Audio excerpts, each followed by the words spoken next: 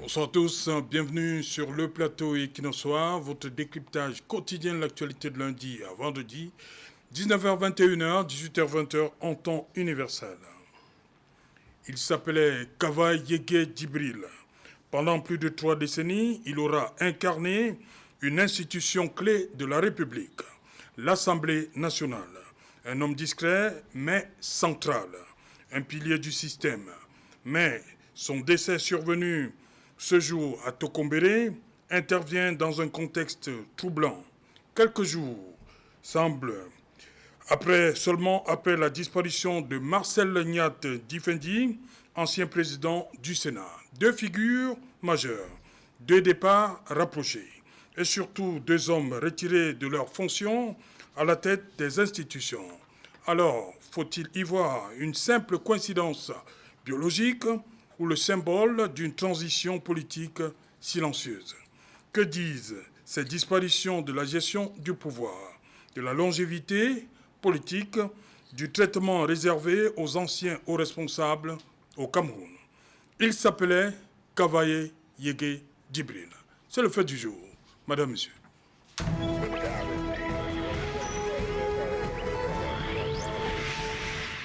Bonsoir Serge Pelé-Onana. Bonsoir Serge Alain autour, bonsoir au panel, bonsoir à nos nombreux téléspectateurs. Merci d'avoir une fois de plus honoré le Rassemblement démocratique du peuple camerounais en ce moment très douloureux, la disparition d'un monument de la vie politique et institutionnelle de notre pays, le très honorable Kava Yege Djibril, qui est parti de manière soudaine. On n'a pas vu cela venir. La famille politique que je représente, qui est profondément attristée, de même que la nation tout entière, s'incline devant la mémoire de cet illustre personnage qui aura marqué de manière indélébile l'histoire de notre pays. Nous en profitons également pour traduire notre solidarité et notre compassion à l'endroit du député honorable Mbé, Assaé Mendomo Théodore Alexandre, député de la circonscription du Djaïlobo, dans la région du Nord, du Sud, autant pour nous, qui nous a également quittés quelque temps avant l'annonce du décès du très honorable Kava Yege Djibril. C'est des moments très difficiles que notre pays est en train de passer et nous implorons la grâce divine, Monsieur Otto, pour que Dieu protège le Cameroun pendant ces moments difficiles et que nous puissions avancer dans ce nouveau septennat avec des nouvelles beaucoup plus rassurantes. Okay. Ophélie Jorel Don, bonsoir, bienvenue. Good evening, Serge Alain Outou. Good evening to the dear members of the panel. Un bonsoir particulier à tous les militants de l'UPP, donc United People's Party. Je vais saisir un peu l'occasion pour saluer nos militants de Banwa, nos militants de Bonaleya, ainsi que de Kribi, Obala, Yaoundé, Douala et autres. C'est un plaisir pour moi d'être aujourd'hui présent sur ce panel pour parler d'un homme qui a marqué la scène politique et qui a même influencé un peu le Cameroun que nous voyons aujourd'hui. Donc je pense qu'au terme de ces échanges, les chers téléspectateurs recevront quelque chose et pourront augmenter dans leurs connaissances. Ok. À côté de vous, Amadou Baba Goumgoyo, bonsoir. Bonsoir Serge, bonsoir au panel, bonsoir aux milliers de téléspectateurs de Equinox TV. Okay. Je voudrais d'abord m'incliner face à cette triste nouvelle. Le Cameroun a perdu un parlementaire. Bon, c'est vrai que le Cameroun a perdu un parlementaire, mais les gens de Manda ont perdu plutôt un chef traditionnel. Parce que Kava, au-delà de sa casquette de parlementaire, président de l'Assemblée, est un fils de chef. Il a hérité la chefferie de son père, il a continué. Aujourd'hui, les gens de Manda pleurent plutôt un chef. Ok. Augustin Coupeau, bonsoir. Bonsoir Serge, bonsoir aux copanélistes. Bonsoir aux millions de téléspectateurs de la chaîne Equinox. Je ne saurais commencer cette émission sans dire un bonsoir à mes amis politiques qui croupissent encore dans les prisons, notamment Bidouni Sak, pour qui j'ai beaucoup de remords parce que voilà, ça fait bientôt 6 ans qu'il n'a pas revu sa petite famille, qu'il a été arrêté à l'intérieur de son domicile.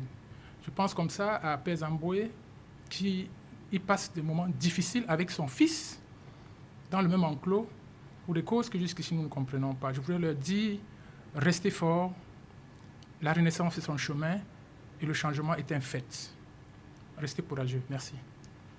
Voilà, je reviens à vous, Madou Papa. Vous dites que vous retenez que la population de Mada, le peuple de ce côté-là, a perdu plutôt un chef traditionnel. Oui, bon, vous savez, à part sa casquette de président de l'Assemblée nationale, beaucoup de gens ne savent pas, ou beaucoup de gens ne savaient pas, Kava est avant tout un chef traditionnel, vulgairement appelé l'Amido, si vous voulez, de Mada. Et je crois qu'il tient ses règnes après le décès de son papa. Beaucoup ne savaient pas aussi que son papa était chef.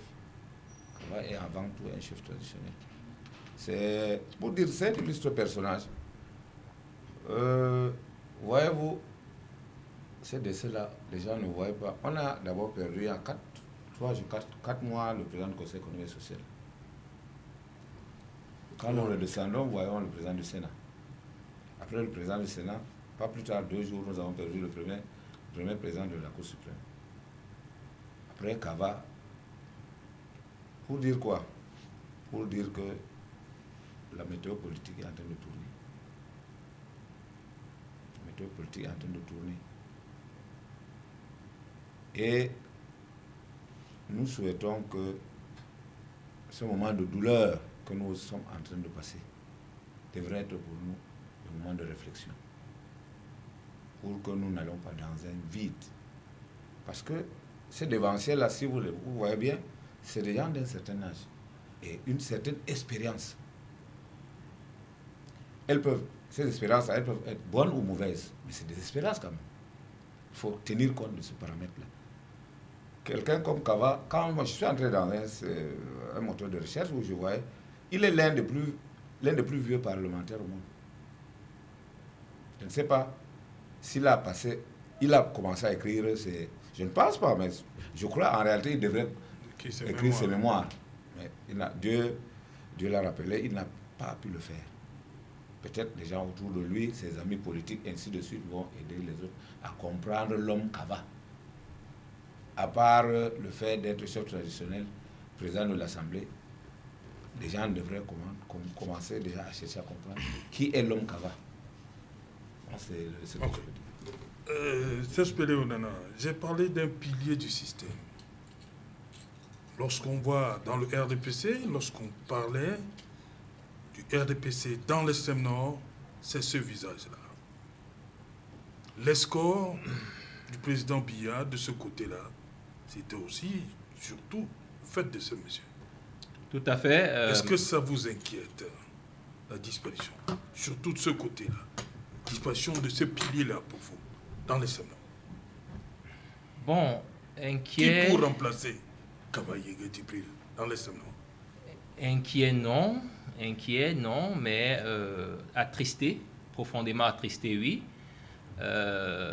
Parce que, comme je l'ai dit en début de propos, on n'a pas vu venir, contrairement à M. Niad Difendi, oui, qui était plus affaibli quand même, qui ne prenait plus part à des cérémonies importantes, oui, comme la cérémonie d'investiture du chef de l'État, ou encore la cérémonie de présentation des vœux. Le très honorable Kava Yégué Djibril a intronisé le chef de l'État. On l'a vu en bon point. Aucun signe de fébrilité ne laissait un dénouement pareil. Donc il avait pratiquement 6 ans de moins que M. Niad Difendi. Donc c'est très très douloureux ce que nous avons appris aujourd'hui. Maintenant, il est évident que sur le plan historique, il a joué un rôle majeur dans les victoires du Rassemblement démocratique du peuple camerounais, de par sa loyauté, M. Otou, parce que je voudrais ici faire la différence entre la loyauté et la fidélité. Monsieur le très honorable Kava Yégué Djibril était un homme loyal. La différence se situe où? La fidélité tient à un engagement qui peut s'appuyer sur un accord ou un contrat. Par exemple, dans un couple, on est fidèle parce qu'on a signé un engagement vis-à-vis de son conjoint. Mais la fidélité est mesurable et elle est finie.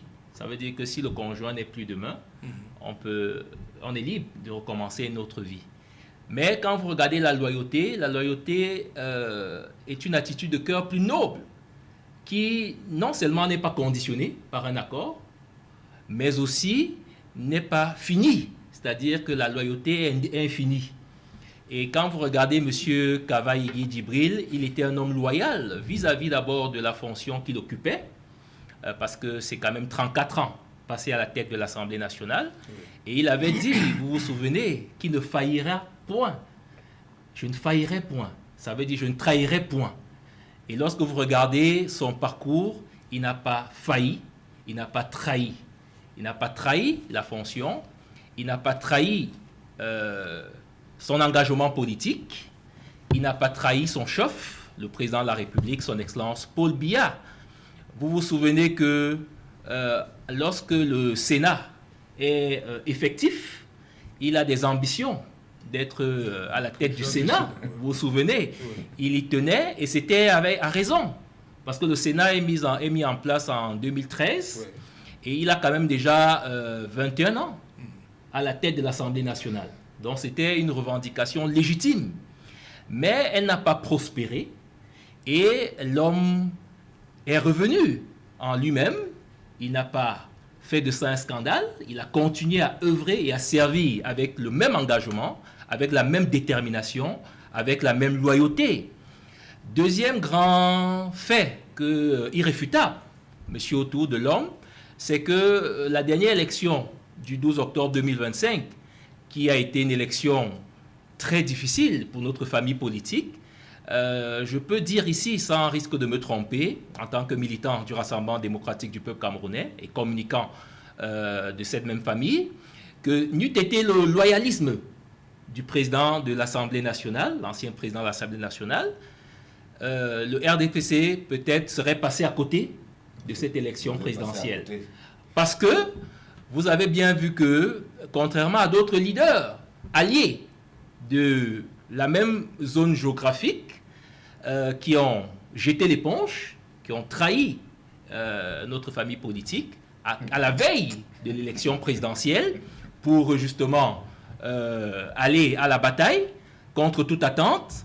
Imaginez-vous un seul instant que cette figure emblématique de la vie politique de notre pays, allié, militant de la première heure de notre famille politique, avait également suivi ce vent de trahison. Je ne suis pas sûr que les scores que le RDPC a obtenus dans le septentrion, il aurait obtenu. Vous avez été battu partout dans le septentrion. Et donc, voilà, et donc on aurait pu faire pire.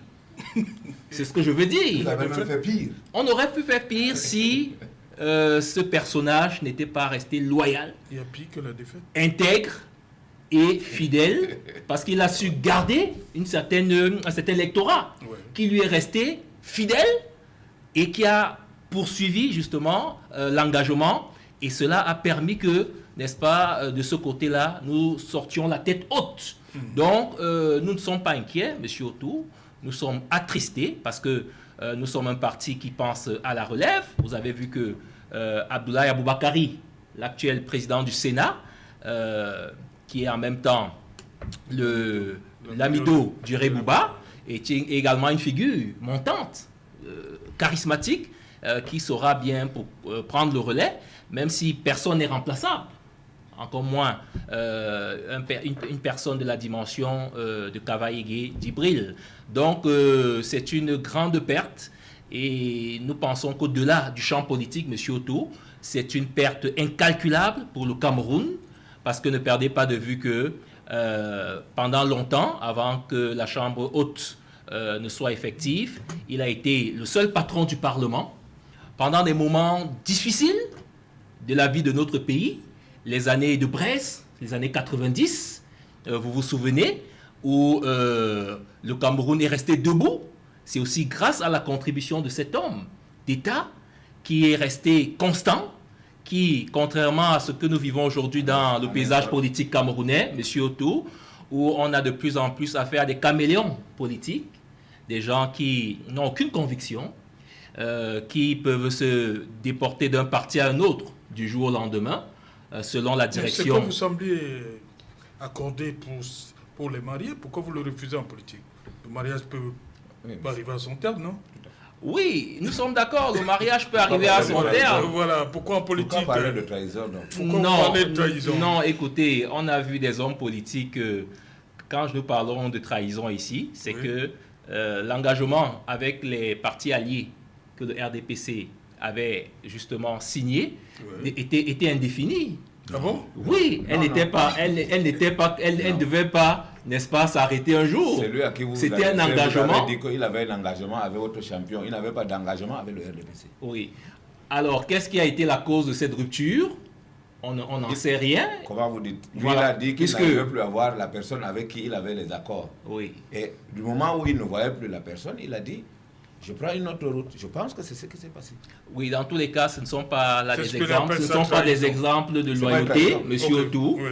encore moins de fidélité. Oui. Nous disons que des hommes de la tranche de Kavaïgué Djibril sont de plus en plus rares dans le paysage politique, Ok. où on a affaire de plus en plus à la transhumance, où on change de veste politique en fonction du temps, en fonction des intérêts, en fonction des opportunités, et cette loyauté-là est de moins en moins visible aujourd'hui, malheureusement, au détriment justement de la crédibilité de notre système politique et démocratique. Voilà. Ophélie, on parle d'un pilier du système qui s'en est allé aujourd'hui. Serge Pélé Onana parle de monsieur loyal, son chef, le président Paul Biya. C'est votre point de vue. On l'a quand même. Il a été débarqué il y a quelques semaines de l'Assemblée nationale. On sait qui était ce temps au niveau de l'Assemblée nationale. Mais on n'a pas entendu une quelconque déclaration du président de l'Assemblée nationale entre le moment où il est débarqué jusqu'à sa mort. Un homme véritablement loyal. Tout simplement, il faudrait d'abord, premièrement, saluer d'abord ce que l'homme en lui-même a eu à accomplir. Certes, on n'est pas totalement d'accord avec tout ce qu'il a eu à faire, Ouais. mais on doit Normal. saluer malgré Nous tout. sommes des humains. C'est des humains, donc imparfaits, mais on doit saluer ce qu'il a eu à faire jusqu'ici. Maintenant, n'ayant pas encore de communiqué, je pense qu'il faut encore attendre, parce que le communiqué pourra sortir plus tard. Ne tirons pas une balle directement sur l'Assemblée, sur le président de l'Assemblée nationale. Maintenant, revenons un peu sur Kavaïgué. Monsieur Kavaïgué décède, mais on se rend compte que dans la sphère politique, c'est un décès de trop. Parce qu'aujourd'hui, on se rend compte qu'il y a une énuméré, niate. là. Oui, justement, il y a eu Niat Dufendi, il y a eu Alexis Mouel, il y a également le maintenant... président du Conseil l'ancien- économique et social. il y a pas longtemps. Exactement. Et maintenant, nous enchaînons encore avec M. Kavaïgué. Donc, on se- Vous avez oublié Niat Dufendi. non, je l'ai cité dès le début. Et là, on se pose la question, est-ce que ce n'est pas justement la porte du changement qui s'ouvre à cet instant-là? Parce qu'en réalité, tous ceux qui sont actuellement en train de partir sont des personnes qui ont fait leur temps. On parle de M. Kavaïgué qui meurt, il est important de le rappeler, à 86 ans. C'est beaucoup. On parle de M. Niat Dufendi qui meurt avec 6 ans de plus que M. Kavaïgué. Donc, c'est à près de 91 ans. Donc, on se dit à un moment, est-ce qu'ils ne sont pas en réalité morts parce qu'ils ont épuisé justement leurs compétences, même à un moment, ce qu'ils avaient à donner. Parce qu'à un moment, quand on a déjà tout donné, quand on a déjà tout pourvu, on ne peut plus rien faire. Et en même temps, il faudrait comprendre qu'à un moment, on se fait vieux. Il y a la capacité intellectuelle également qui diminue. Et quand on va au-delà de ça, automatiquement, ce qui va suivre, c'est un épuisement plus rapide, physique à la longue. Comme l'a si bien dit le communicant du RDPC ici, Serge Pélé Onana, Monsieur Kavaïgué est arrivé à un moment où il a tout donné pour les Camerounais. Mais vu que la relève est déjà prête, c'est le moment. Il s'en va, mais il a déjà partagé avec nous. Maintenant, quand on regarde un peu cet aspect-là, je vais faire une petite image. On va partir sur le film appelé The Creator, sorti en 2023. Dans ce film-là, on voit le créateur qui, à un moment, débranche ses créatures. Parce qu'il se rend compte à un moment que les créatures sont en train de vouloir détruire l'humanité. Et donc, il les débranche et se débranche lui-même. Et si on met ça un peu dans la sphère politique, on se dit, est-ce que ce n'est pas ce qui est en train de se passer? Parce que n'oublions pas également, selon le président de la République, ce septennat est donné également aux jeunes. Donc, lorsqu'on a l'impression que... Et aux femmes. Donc, on a l'impression que tous ceux qui ont été débranchés à un moment ou qui ont été retirés de leur fonction, en fait, partent. ils nous disent au revoir. N'est-ce pas, en réalité, comme je l'ai dit dès le départ, le signe que nous sommes en train d'aller vers quelque chose de plus grand que justement le président même, lui-même est en train de faire pour le pays. Donc... Ok. Voilà, Augustin Kopo, justement, on a parlé de la fin d'un cycle. Il y a beaucoup... on a cité toutes ces figures-là qui ont fait leur temps au Cameroun. C'est normal. Oui, Serge, Tout ce qui arrive. oui, j'ai une autre vision, hein, j'ai une autre façon de voir les choses. Hein. Vous savez, chez nous, les Bantous, quand un sage s'en va, on regarde son passé. On regarde ce qu'il a laissé. Qu'est-ce qu'on dira de lui? Qu'est-ce qu'il a laissé comme plus-value sur le chemin qu'il a labouré? Alors, moi, j'ai écouté mon voisin de droite, dire des choses que je ne partage pas, notamment la loyauté. En République, ça me paraît un peu... ça sonne mal. La loyauté, la fidélité, l'intronisation. Il paraît qu'on n'est pas dans une monarchie, à moins qu'on soit en train d'y aller progressivement. Moi, je pense que quand on a occupé des fonctions comme celle de l'Assemblée nationale, comme président de l'Assemblée nationale, on devrait être loyal vis-à-vis de ce qu'incarne cette Chambre, c'est-à-dire que la défense des intérêts du peuple. Mais je ne crois pas, de moment d'homme, que cet homme qui est parti ait fait passer une seule loi en faveur du Cameroun. Si oui, en faveur d'un homme, comme l'a si bien dit mon voisin de droite. M. Mpele a été fidèle à un homme, il a été loyal à l'homme, il a intronisé, autant pour moi, l'homme. Donc, j'ai du mal à comprendre ce genre de langage dans une république, parce que l'Assemblée nationale, c'est le lieu par excellence où on défend les valeurs, on défend les causes, on regarde la population, on dit qu'est-ce qui manque à cette population. Vous êtes porté par le peuple pour aller le représenter. Donc, à ce niveau-là, quand vous y allez, vous défendez les intérêts de ce peuple. Mais quand vous y allez pour défendre les intérêts d'un homme, pour être loyal envers un homme, ça sonne mal. Et j'ai l'impression qu'on est en train de foncer dans la même direction depuis un moment. Et puis, vous le savez, comme moi, j'ai suivi M. Blériot, qui passe régulièrement, Niemek, je crois, qui a dit, pendant que les hommes, notamment M. Biya, il avait cité, pendant que les hommes font leur plan, la nature et Dieu fait son plan. Donc, il est grand temps. J'ai parlé des Bantous. Quand nous voyons certains signes s'annoncer, les signes de la nature, on n'a pas choisi de mettre ces gens sur le poteau. Ils n'ont pas consommé un poison pour partir de façon régulière. Ils partent seuls, mais de façon régulière. Donc, moi, je voudrais que cela interpelle tous ceux qui nous gouvernent, parce qu'il n'est jamais trop tard pour bien faire. Je ne peux pas dire comme les autres que non, il a été très utile pour la nation, il nous a servi ceci. Vraiment, moi, je ne crois pas. Je voudrais être en harmonie avec mon subconscient. Je n'ai vu que ce monsieur depuis une quarantaine d'années à l'Assemblée nationale. Je ne peux pas me souvenir d'une seule forte décision sortie de l'Assemblée nationale. Même les propositions de loi qui sont arrivées par là, il n'a même pas donné la possibilité que ça monte au niveau des présidents de différents présidents qui débattent pour envoyer à l'Assemblée, aux députés. Non, il a toujours mis la cale. Donc, il a été, pour moi, si je ne veux pas dire un triste homme, non, mais il a été négatif pour notre nation. Merci.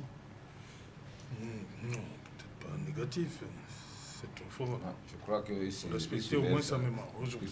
Pas négatif. Voilà, Serge Pelé Onana, 30 ans quand même à la tête de l'Assemblée nationale, plus de 30 ans, 34 ans pour être plus clair. Pour vous, c'est quoi? C'est un signe de stabilité? C'est un signe de stabilité ou bien tout simplement façon de verrouiller une fois de plus le système? Kabaye Yege Djibril, 34 ans président de l'Assemblée nationale. Alors, il n'y avait pas mieux, le président Biya ne voyait personne d'autre pour diriger cette auguste chambre. Alors, monsieur Otto, monsieur Kwepo ne peut pas savoir de quoi il s'agit quand on parle de loyauté. Parce que, comme vous le savez, son leader a accumulé trahison sur trahison. Lorsqu'il décide de démissionner même de l'appareil gouvernemental, le président Paul Biya l'apprend. n'est-ce pas, dans le circuit ouvert. C'est-à-dire que même les simples canaux administratifs usuels de courtoisie n'ont pas été respectés lorsqu'il démissionne à la surprise générale. Pourtant, il avait soutenu avec beaucoup d'énergie la politique du renouveau pendant son séjour au gouvernement. Il a d'ailleurs à plusieurs reprises rappelé le fait que les décisions du Conseil constitutionnel étaient des dogmes qui s'imposaient à tous. Il a même été l'un des grands défenseurs de la levée du verrou, de la limitation du mandat en 2008. Monsieur Pelé, je ne vais pas vous laisser dire n'importe quoi. Vous avez cette habitude de venir dire des choses qui ne sont pas exactes. Voilà, permettez-moi, monsieur. Est-ce que vous pouvez apporter des éléments qui confirment quelques temps avant l'élection, avant le scrutin de 2025, d'octobre dernier, monsieur Otto, les amis de monsieur Kwepo sont devenus, à la surprise générale, des communicants du FSNC. C'est-à-dire, ils sont quittés du communicant de MRC en communicant du FSNC sans transition. On n'a rien compris.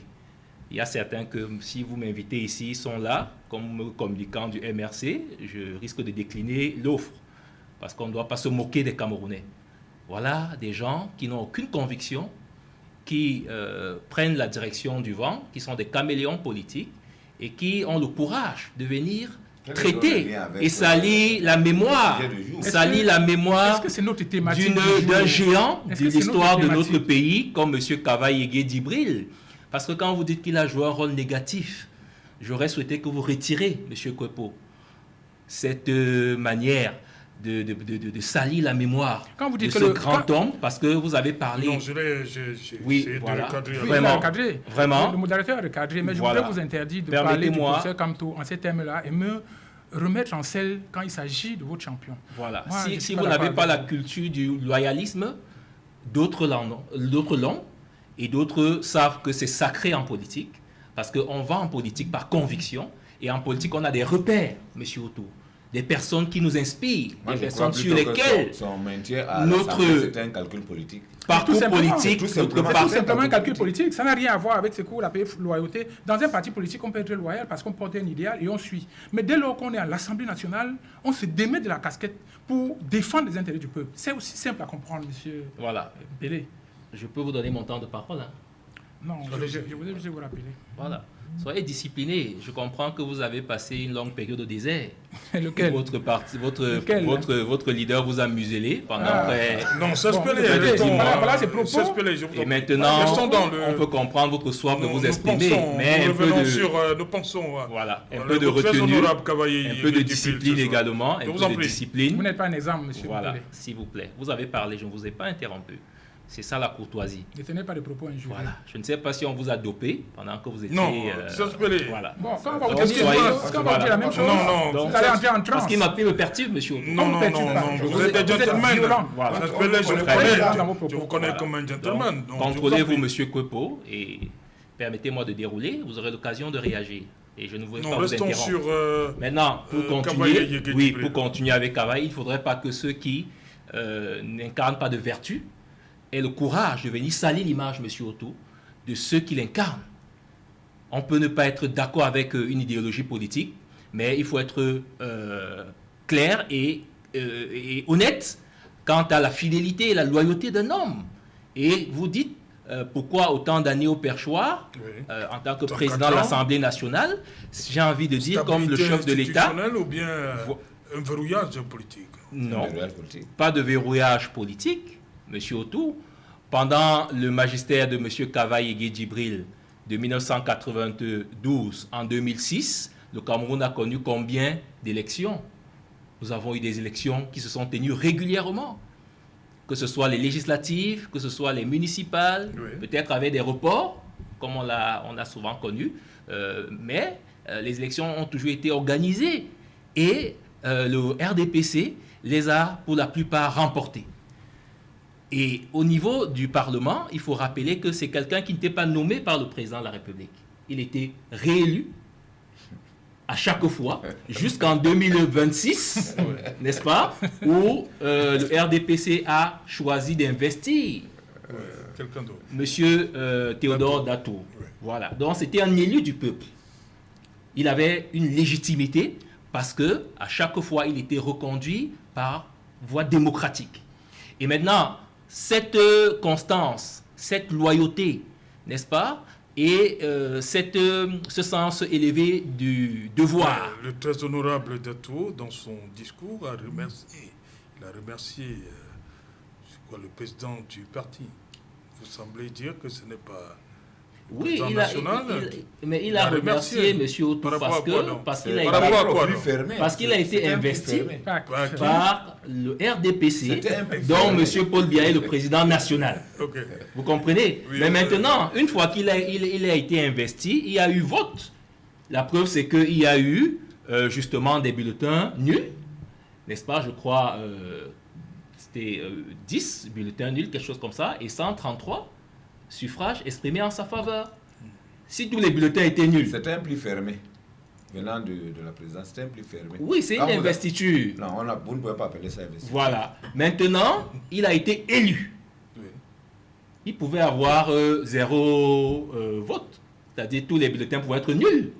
Qu'il n'aurait pas été président de l'Assemblée. Avec la discipline du parti. Est-ce qu'on va s'en sortir finalement? Vous dites n'importe quoi. Est-ce qu'on va s'en sortir? On a de la peine à vous écouter, monsieur. Très bien. On va vraiment... Vous aurez le temps de parler. Donc, monsieur Otto, la loyauté et la fidélité, l'engagement à servir son pays, et peut-être monsieur Kouepo ne m'a pas bien compris, nous avons parlé de la loyauté en 3 choses. Vis-à-vis de la fonction, en tant que président de l'Assemblée nationale, et nous avons rappelé les tourments que le Cameroun a traversés sous sa présidence à l'Assemblée nationale, sans que le Cameroun ne sombre. Il faut avoir l'honnêteté de reconnaître que ce n'était pas un hasard.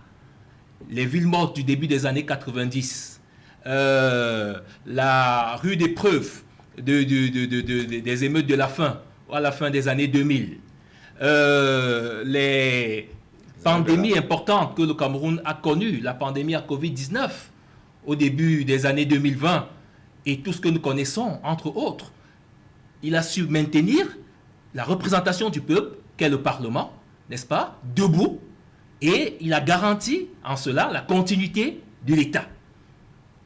Maintenant, nous avons parlé de la loyauté vis-à-vis, n'est-ce pas, de son engagement politique.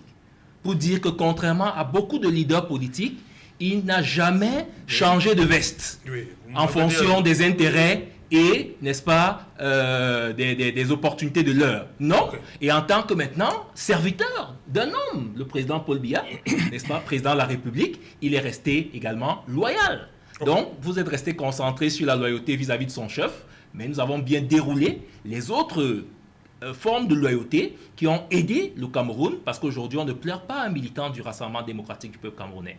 On pleure un serviteur de l'État qui est resté fidèle à lui-même, constant, malgré les vents et marées, et on doit plutôt s'en inspirer au niveau des opposants, et particulièrement la famille que représente M. Kouepo ici, parce que ce caméléon politique qu'incarne son leader n'est pas un exemple à la fois pour notre pays, mais aussi pour les générations futures. Quand il appelle les gens caméléons, parce que la politique ce n'est pas une affaire justement d'aventurier. Merci. Monsieur Mpélé, je veux bien être poli, je veux bien vous écouter, je veux bien être tranquille. Mais quand vous déversez, quand vous virez dans les propos orduriers, attacatoires, à ce niveau-là, je ne peux pas tolérer. Vous comprenez pourquoi je sors de mes gonds? Parce que quand vous traitez un leader politique, que vous avez vous-même donné la 2e place à une élection dont on connaît les règles chez nous, alors là, je comprends que vous ne pouvez pas accepter la contradiction. Quand vous venez appeler un leader politique caméléon, parce que vous l'aviez interdit d'aller aux élections avec le parti dont il est le président.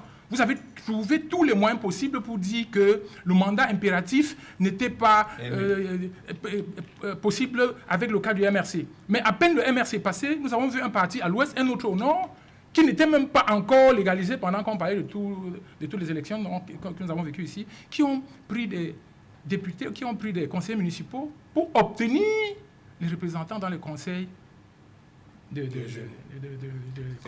régionaux. Et moi, je suis complètement sidéré d'écouter que quelqu'un qui a votre culture politique, que nous respectons beaucoup, parle de caméléon. Nous avons cherché une voie par laquelle, le professeur Kamto a cherché une voie par laquelle il va porter l'espoir des Camerounais en allant aux élections. Et nous avons un leitmotiv qui est celui d'aller du changement dans la paix et par les urnes. On ne parle pas de violence, on ne parle pas de porter les armes. Mais quand vous dites caméléon, c'est trop sale, monsieur. Sur un plateau de télévision qui est regardé de par le monde comme celui-ci, vous ne devez pas traiter un homme politique. Nous n'avons jamais traité M. Paul Biya, malgré tout ce qu'il nous a fait subir. Moi, j'ai dit sur ce plateau, et je vais le répéter ce soir, que le chef de l'État actuel, de fait, est redevable par rapport à moi-même. Parce que M. Paul Biya m'avait dit que j'étais le fer de lance de la nation. Il m'avait dit retrousser les manches. Il m'avait dit, c'est vous qui allez nous remplacer demain. À 95 ans bientôt, il voudrait que nous on continue à les pousser à rester aux affaires alors que nous on a déjà l'âge de la retraite. Je peux demander aujourd'hui qu'il me rende compte de ce qu'il a fait de mon avenir. Mais vous appelez celui qui n'a jamais dirigé une seule frange du pouvoir de caméléon, alors que vous savez tout ce qu'il a apporté comme valeur dans ce pays en défendant Bakassi qui est notre territoire aujourd'hui, malgré que vous l'aviez abandonné aux mains des autres. Donc je vous interdis désormais de tenir des propos assez orduriers comme celui-là sur ce plateau concernant le MRC. Ok. Ophélie, il y a justement, au regard de tout ce qui se passe, ces disparitions, mais on ne voit pas la jeune génération véritablement monter. Donc, le problème générationnel au niveau de la politique aujourd'hui continue de se poser. On ne sent pas les jeunes véritablement venir bousculer ceux-là qui parlent. La preuve, c'est que les jeunes bousculent. C'est pour cela que je suis, par exemple, aujourd'hui et que je suis membre de United People's Party, parce qu'on pense que la jeunesse a quelque chose à offrir. Et justement, tout au long du parcours de M. Kavaye Djibril, il y a des choses qui ont été faites. D'autres qui, malheureusement, n'ont pas été pleinement faites. Parce que n'oublions pas l'objectif, lorsqu'on est un député et qu'on accède en plus à la magistrature suprême de l'Assemblée nationale, en tant que président de l'Assemblée nationale, c'est de représenter le peuple. À cet instant-là, on se rend compte que la plupart des lois même qui ont été votées, la plupart des révisions et autres, avaient comme objectif d'abord de soutenir le gouvernement en place. Et malheureusement, la population a été délaissée. La population a été mise de côté. Et la preuve est simple. Si on demande aujourd'hui à l'un d'entre nous sur ce panel d'aller dans les marchés, de demander le pouvoir d'achat des Camerounais, on se rendra compte qu'on va de mal en pire. Parce que la réalité, c'est que les problèmes des jeunes, les problèmes des femmes, les problèmes des Camerounais n'étaient pas portés à ces instances-là. Et maintenant, avec United People's Party, par exemple, nous envisageons de prendre la jeune génération et de la placer au devant. Parce que, imaginez, aujourd'hui, je suis debout ici, demain, ça peut être quelqu'un d'autre. Donc, je pense que la relève est en place. Mais la question à se poser, c'est, parmi les membres du gouvernement, est-ce qu'ils sont prêts à passer la main à cette jeunesse qui est déjà prête et disposée? Parce que je ne suis pas la seule. Il y a des milliers d'autres Camerounais, que ce soit dans le RDPC, MRC ou dans d'autres partis, qui sont actuellement assis et qui ont soif de changer et d'innover les choses. Par exemple, à United People's Party, on se dit, l'objectif ici, c'est de placer les jeunes devant, donc en votant des lois qui sont utiles pour la population en général. Par exemple, nous envisageons, si demain nous sommes élus au niveau des législatives, mettre une première loi qui aura comme objectif de, premièrement, réduire le nombre de mois à payer lorsqu'on entre dans des bails. C'est des choses aussi simples. Parce qu'aujourd'hui, on se rend compte... Je veux revenir sur ce sujet, justement. Parce qu'on m'interpelle beaucoup, les bailleurs, là. Il faut qu'on parle de ce sujet. Vous allez revenir. Non, mais je peux finir. Vous dites que vous voulez qu'on réduise quoi? Serge Alain... Permets-moi de finir. C'est vraiment des petits trucs très simples. Oui. Et ça, c'est des petites choses qui auraient pu être pointées, par exemple, au niveau de l'Assemblée nationale. Ça n'a jamais été fait. Ça n'a pas été fait. Et nous pensons que ça peut être fait pour justement améliorer la vie des Camerounais. Imaginons, on demande à un jeune Camerounais qui se lance dans la vie active de payer, par exemple, 14 mois de bail. C'est exagéré. Mais si on réduit, par exemple, à 6 mois, chacun peut se débrouiller. Si, par exemple, aujourd'hui, on décide justement de sortir, par exemple, une loi qui permet de régulariser le travail d'influenceurs, par exemple, par une professionnalisation de la chose, c'est encore mieux. Si aujourd'hui, on permet à des jeunes d'avoir accès à des appels téléphoniques et crédit Internet à des coûts totalement réduits en combinant les deux, parce que c'est des choses qui se font, par exemple, à l'étranger, et on a la chance que l'ancien président de l'Assemblée nationale, le nouveau président de l'Assemblée nationale, vont à l'étranger, voient ces choses, donc ils peuvent logiquement porter justement cette loi pour changer les choses au Cameroun. Ok, un mot, Amadou, avant de sortir. Bon, l'homme a fait La ça. question que je vous posais aujourd'hui, c'est quand même une figure de l'extrême nord qui part comme ça là. Est-ce que Oui. qui portait surtout le RDPC dans cette ce qu'on appelait la fille aînée du renouveau. La fille aînée qu'on n'a jamais dotée. J'appelle toujours ça la fille amère du renouveau. En réalité, avant le décès de Kava, l'ancien président de l'Assemblée s'était déjà émoussé politiquement. Parce que quand Serge me dit que si nous revenons à la mobilisation de 100 000 jeunes avant les présidentielles, ça a été un échec total. Comprenez donc, l'homme à un moment donné, comme disait la dame, l'homme a tout donné. Il ne pouvait plus rien donner. Ça, ça c'est connu. Bon, quand vous parlez des figures fortes de l'extrême nord, on avait déjà le président du Conseil économique et social qui est parti. On a maintenant Kava. La question de se poser, la question que nous devons poser, c'est qu'est-ce que ceux qui sont encore là peuvent faire pour les gens dans le Grand Nord. Il a pris l'exemple du président du Sénat, qui est le Raï Bouba. Déjà, même dans sa circonscription de Raï Bouba, il y a ce phénomène d'enlèvement, ce phénomène d'enlèvement, ainsi de suite, de pillage en bande, et même pillage de sa milice, même, qui relève de sa compétence, de son lamida, ainsi de suite. Ce problème n'a pas été résolu. Je ne pense pas que pour nous, ça va être une figure centrale dans cette zone. Peut-être qu'il faudrait chercher. Ok, voilà. Madame, Messieurs, dans un instant, le 20h le plus attendu de la planète, c'est le 20h de Claudia Isia. Juste après, et qu'il en soit, deuxième partie, ce sera le temps du débrief.